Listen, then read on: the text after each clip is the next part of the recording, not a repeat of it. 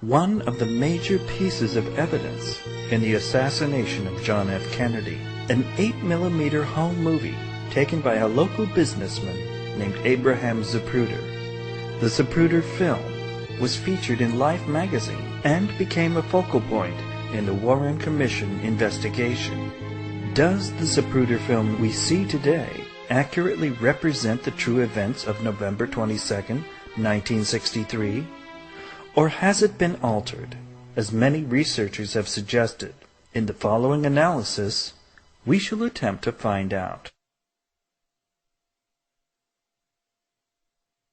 As you watch the film, you can see how the random motion of the camera makes analysis of the events difficult.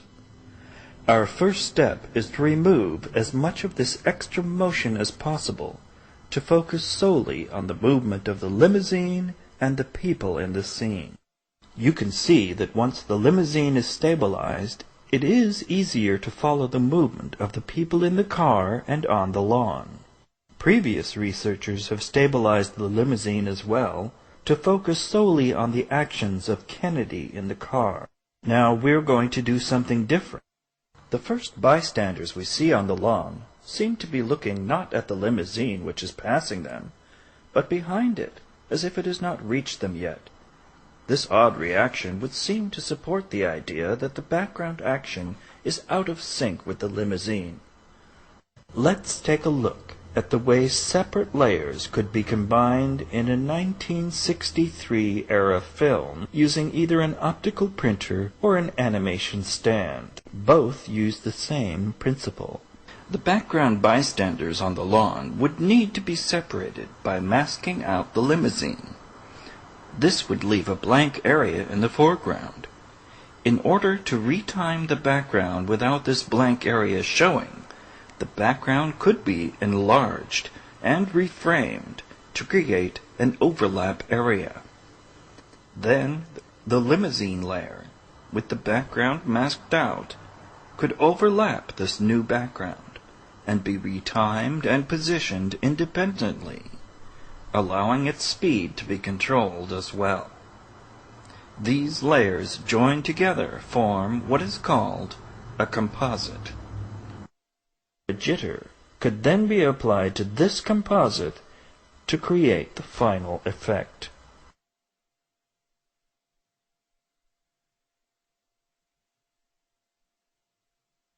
It has been argued by John Costella, Ph.D., that the Stemmons Freeway sign which passes in front of the limousine has been fabricated.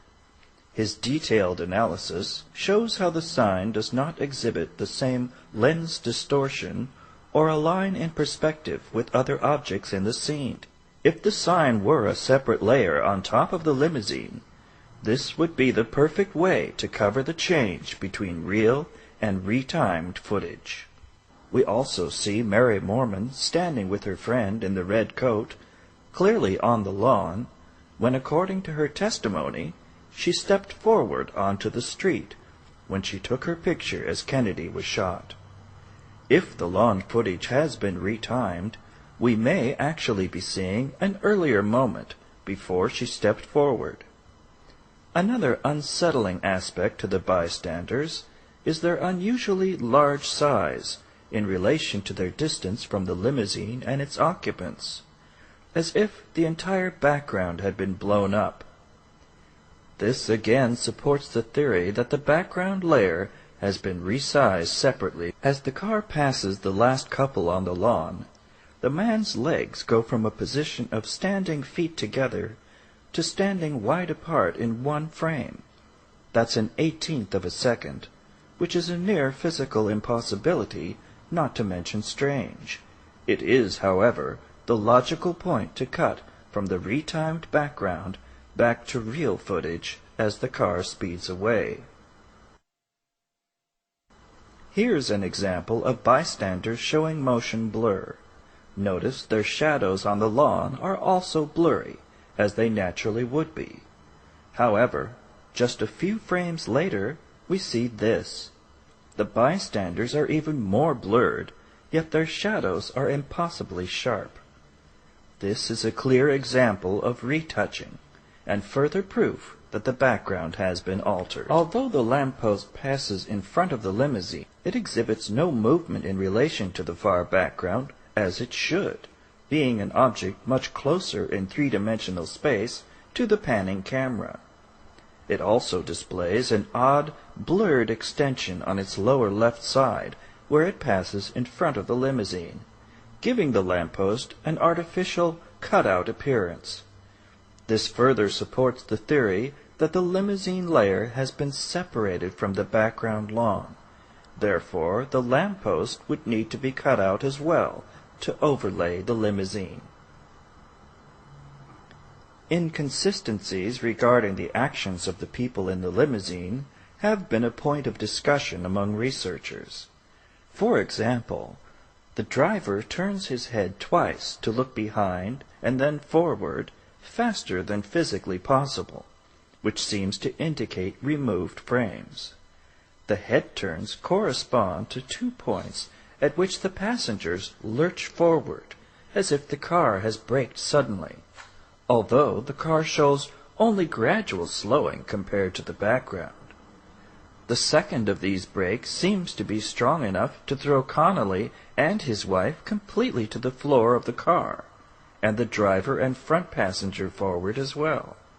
These examples alone point to significant retiming of the limousine speed.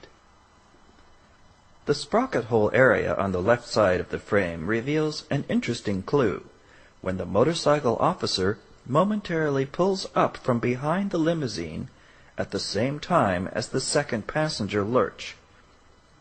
This seems to indicate either the motorcycle suddenly sped up, or, more likely, the limousine suddenly braked, and the officer was not prepared for it and braked later, having the effect of pulling up alongside the limousine. Yet, the film does not seem to show the limousine slowing or stopping, again supporting the theory that the timing has been altered. This brings us to our final question. Why would someone do this? As mentioned before, the passengers in the limousine lunge forward at one point as if the car has braked suddenly. Many witnesses at the time testified that they saw the limousine slow or stop at the time Kennedy received the fatal headshot. Imagine the outcome of the Warren Commission investigation if they had seen a film in 1963 showing the Secret Service driver bringing the presidential limousine to a complete stop after shots had been fired to allow the assassin a clear, unmoving target for the fatal headshot. Who would they investigate then? A lone gunman? We began this presentation asking the question, does the Zapruder film today accurately represent the true events of November 22nd, 1963? Our answer is no. Let's review our findings. The pasted freeway sign, the large bystanders, the painted shadows, the cutout lamppost, the lurching passengers, the braking motorcycle.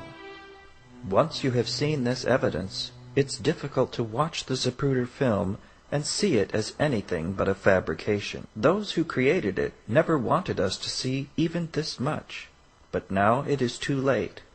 We know that the film was altered and retimed before the public saw it, most likely to hide the stopping of the limousine. Once this fact is accepted, an enormous house of cards begins to fall. If the Secret Service driving the limousine was involved, who else was involved? If the Secret Service, FBI, or CIA, who all had possession of the original Zapruder film, were involved in its alteration, what does that mean? If Time Life, which immediately bought the rights to the film and then refused to show it for decades, was involved, what does that mean? If the Warren Commission based their report on the timeline of a false Zapruder film, what does that mean?